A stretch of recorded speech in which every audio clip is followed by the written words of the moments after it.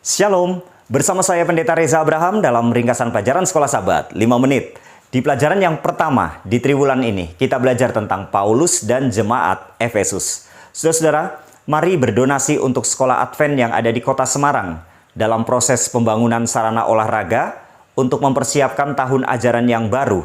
Terima kasih saudara-saudara yang sudah berdonasi, kiranya Tuhan memberkati. Bagi saudara-saudara yang rindu untuk berdonasi, saudara-saudara boleh berdonasi melalui nomor rekening yang tertera di akhir video ini. Mari kita lihat pelajaran di belakang ini. Siapa penulis dari kitab Efesus?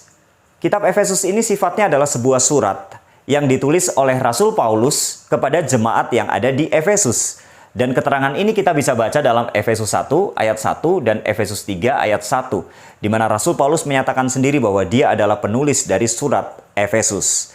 Nah, kemudian bagaimana kronologi penulisan surat Efesus yang ditulis oleh Rasul Paulus kepada jemaat yang ada di Efesus?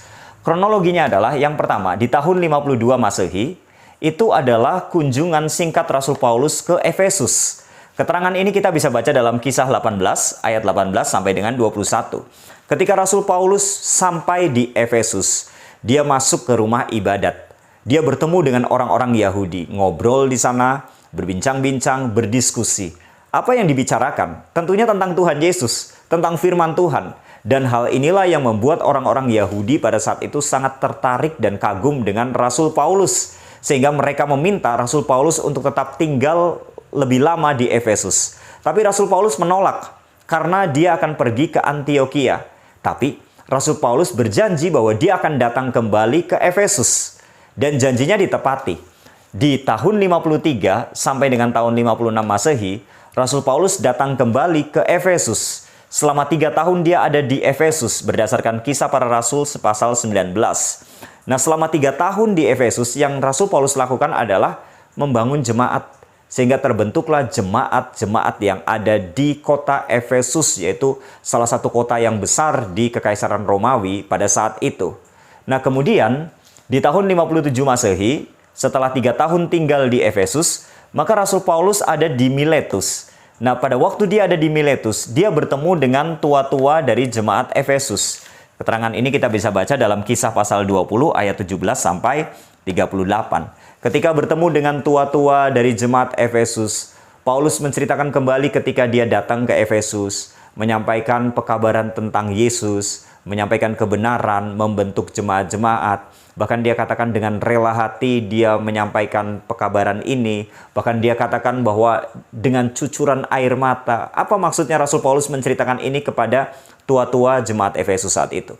Karena dia cinta kepada jemaat Efesus. Itulah yang mau dinyatakan. Cintanya sangat besar kepada jemaat Efesus. Itulah sebabnya dia minta kepada tua-tua jemaat Efesus untuk menguatkan jemaat Efesus di dalam pertumbuhan kerohanian mereka. Nah, Rasul Paulus juga katakan kepada tua-tua jemaat Efesus ini bahwa ini mungkin pertemuan terakhir, kita tidak akan bertemu kembali sehingga mereka sedih. Nah, sebagai bentuk rasa cinta Rasul Paulus kepada jemaat Efesus, di tahun 62 Masehi, Rasul Paulus menulis surat kepada jemaat Efesus meskipun dia sedang berada di penjara di Roma. Keterangan ini kita bisa baca dalam Efesus 3 ayat 13 dan Efesus 6 ayat yang ke-20. Sangat besar cinta Rasul Paulus kepada jemaat Efesus dengan menulis surat untuk jemaat Efesus. Tujuannya apa?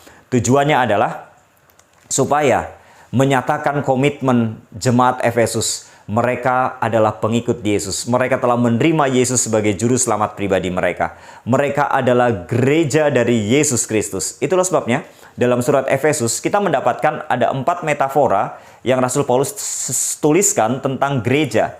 Bahwa gereja itu sebagai tubuh Kristus berdasarkan Efesus 1 ayat 22 sampai 23, Efesus 2 ayat 16, Efesus 3 ayat 6. Kemudian gereja itu sebagai bait suci, Efesus 2 ayat 19 sampai 22. Gereja itu sebagai pengantin perempuan atau mempelai perempuan berdasarkan Efesus 6 ayat 19 dan 20. Gereja sebagai prajurit dengan senjata perlengkapan senjata perang berdasarkan Efesus 6 ayat 10 sampai 20.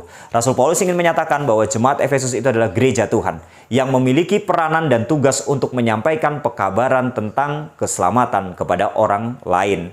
Itulah sebabnya dalam ayat hafalan atau ayat inti di Efesus 1 ayat yang ke-9 dan 10, di sana menceritakan tentang rencana Tuhan sejak awal adalah untuk keselamatan melalui Yesus Kristus.